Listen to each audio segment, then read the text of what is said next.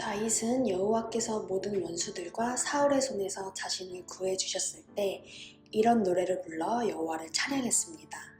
그가 이렇게 노래했습니다. 여호와는 내 바위이시오 내 산성이시오 나를 건져내는 분이시며 내 힘이십니다. 내 하나님은 내가 피할 내 바위, 내 방패, 내 구원의 뿔, 내 산성이십니다. 내 피난처이시며 내 구원자이십니다. 주께서 난폭한 사람에게서 나를 구해주셨습니다. 찬양받아 마땅하신 여호와를 내가 부르니 내가 내 적들로부터 구원을 받을 것입니다. 죽음의 파도가 나를 얼매이고 멸망의 급류가 나를 압도하며 지옥의 줄이 나를 감아매고 죽음의 덫이 내게 덮쳐옵니다. 내가 고통 가운데 여호와를 부르고 내 하나님께 도와달라고 부르짖었습니다. 주께서 성전에서 내 목소리를 들으셨으니 내 울부짖는 외침이 주의 귀에 들렸습니다. 땅이 흔들리며 떨었고 하늘이 그 기초부터 떨리고 흔들린 것은 그분이 진노하셨기 때문입니다. 주의 코에서 연기가 피어오르고 그분의 입에서는 불이 나와 삼키며 그 불로 숫덩이에는 불이 붙었습니다. 주께서 하늘을 아래로 들이우고 내려오셨는데 주의 발 아래에는 어둠이 있었습니다. 주께서 구름을 타고 하늘을 나셨습니다. 바람 날개로 하늘 높이 날아오르셨습니다. 주께서 어둠을 주위에 두르시고 물과 하늘의 먹구름으로 장막을 만드셨습니다. 그 앞에 광초로부터 구름이 지나갔고 숯불이 타올랐습니다. 여호와께서 하늘에서 천둥같이 고함을 치시니 지극히 높으신 분의 목소리가 쩡쩡 울렸습니다. 주께서 화살을 쏘아 적들을 흩으시고 번개를 쏘아 그들이 쩔쩔매게 하셨습니다. 주의 꾸지람 소리와 주의 콧김에 바다의 계곡이 드러나고 땅의 기초가 드러났습니다.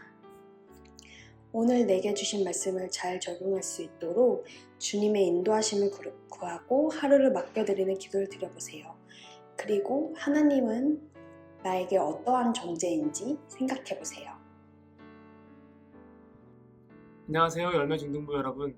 오늘은 사무엘하 22장 1절부터 16절 말씀을 가지고 아는 만큼 고백할 수 있다 라는 주제로 함께 큐티하겠습니다. 서울 청계산 원터골 입구에서 매봉에 이르는 길목에 등산객들의 편의를 위해서 만들어진 작은 돌계단이 있습니다. 이 돌계단을 오르다 보면 제일 먼저 만날 수 있는 작은 정자 옆에 특이한 모양의 소나무 한 그루를 볼 수가 있는데요. 디귿자 모양으로 휘어져 자란 이 소나무는 자기 주변에 해를 가리고 있는 큰 나무들을 피해서 이 모양 저 모양으로 방향을 틀어서 자라다 보니까 마치 누군가가 붙잡고 억지로 휘어놓고 구부러 뜯어놓은 것 같은 디귿자 모양의 기이한 형태를 갖추게 되었습니다. 하지만 나무는 끝까지 살아남았고 그 자리에서 뿌리를 내렸고 보는 이로 하여금 생존이 무엇인지 삶이 무엇인지 해를 향해 나아가는 그 발걸음이 무엇인지를 고민하게 해주는 하나의 상징이 되었습니다. 다윗의 삶도 이 나무와 같았습니다. 다윗이 원치 않았던 고난들은 그의 삶을 기이하게 만들었습니다. 때로는 미친 사람인 것처럼 행동해야 했고 때로는 자기보다 훨씬 사이즈가 큰 사람과 겨뤄야 했고 때로는 적국에 몸을 맡겨야 했고 비굴하게 숨어 지내야 했고 가족과 생이별을 하기도 했습니다. 3절 말씀에 난폭한 사람, 5절 말씀에 파도와 급류, 6절 말씀에 지옥의 줄, 그리고 죽음의 덫의 공통점이 무엇이냐면 피한다고 피할 수 있는 성질의 것이 아닙니다. 반드시 내 예상과 상관없이 나의 어떠함과 상관없이 내가 당할 수밖에 없는 고난들을 말할 수 있습니다. 다윗을 향한 고난의 파도가 쉴 새 없이 그를 덮쳤습니다. 하지만 해를 향해 몸을 비틀었던 소나무처럼 다윗도 어두운 고난 속에서 빛 대신 하나님을 향해서 몸부림을 쳤습니다. 때마다 일마다 하나님의 도우심, 그의 빛 대심을 경험했던 다윗은 비록 그의 삶은 기이한 모습이 되었지만 그의 삶에 여기저기 뒤틀린 흔적들이 가득했지만 오늘 22장 1절부터 16절과 같은 찬송시를 올려드리는 예배자가 되었습니다. 다윗은 고난을 통과하여서 하나님과의 1대1의 친밀한 관계를 갖게 되었습니다. 아브라함의 하나님, 이삭의 하나님, 야곱의 하나님이 나의 하나님이 되었습니다. 2절부터 다윗은 쉴 새 없이 고백하는 것이 내 바위, 내 산성, 나를 건져내시는 분, 내 힘, 내 피할 바위, 내 방패, 내 구원의 뿔, 내 피난처, 내 구원자, 내 목소리를 들으시는 분, 모든 고백의 주체가 내가 되었습니다. 야곱의 하나님이 아니라, 모세의 하나님이 아니라, 조상의 하나님이 아니라, 내 아버지의 하나님이 아니라 나의 하나님이 이런 분이라고 고백할 수 있게 되었습니다. 왜냐하면 다윗이 고난 중에 주님을 향해 나아갔고 마침내 하나님을 경험했기 때문입니다. 사랑하는 여러분, 우리는 경험한 만큼 하나님을 알게 되고 아는 만큼 하나님을 높여드릴 수가 있습니다. 여러분의 주일 예배는 목사의 하나님을 만나는 시간이 아닙니다. 여러분의 하나님을 만나고 여러분의 하나님을 고백하는 시간입니다. 찬양을 부를 때 조금 더 마음을 담아 부르십시오. 조금 더 소리를 내어 고백하시고 조금 더 가사를 묵상하면서 고백하시면 참 좋을 것 같습니다. 저는 매주 주일마다 중등부 예배에서 제 하나님을 만나고 있습니다. 제 하나님을 경험하고 있습니다. 이번 주일 찬양 중에서 그의 생각이라는 찬양이 있었습니다. 그의 생각 셀 수 없고 그의 자비 무궁하며 그의 성실 날마다 새롭고 그의 사랑 끝이 없단다. 제가 정말 생각이 많은 주였거든요. 근데 그 찬양을 제가 입술로 고백하면서 이 상황과는 상관없이 나를 향한 주님의 사랑이 얼마나 크고 놀라운지를 제가 입술로 고백하고 경험했습니다.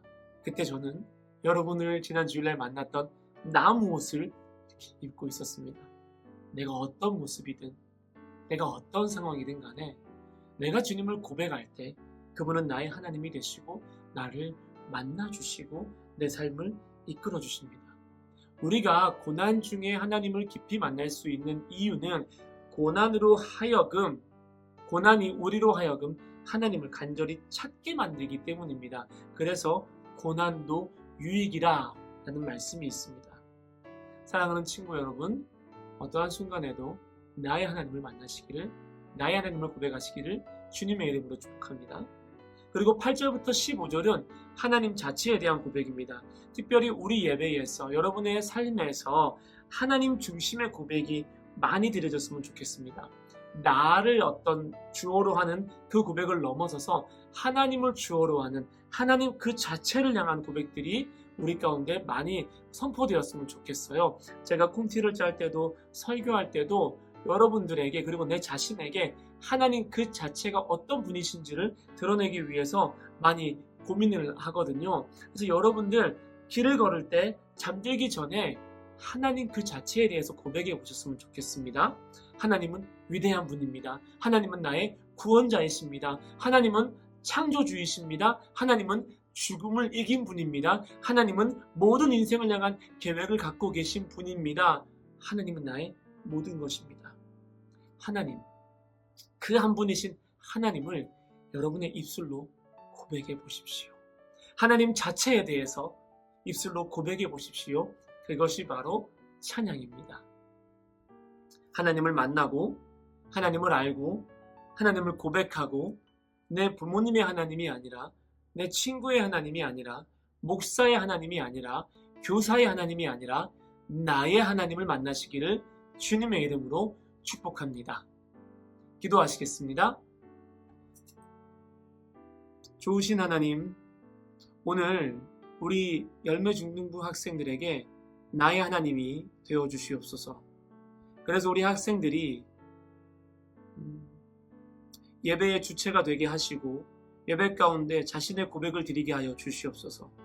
더 나아가서 하나님, 한 분이신 하나님, 그 자체를 향한 우리의 고백이 올라가기를 소망합니다. 하나님 한 분을 온전히 알아서 하나님을 높여드리는 우리의 예배가 되게 하여 주시옵소서. 사랑합니다, 주님.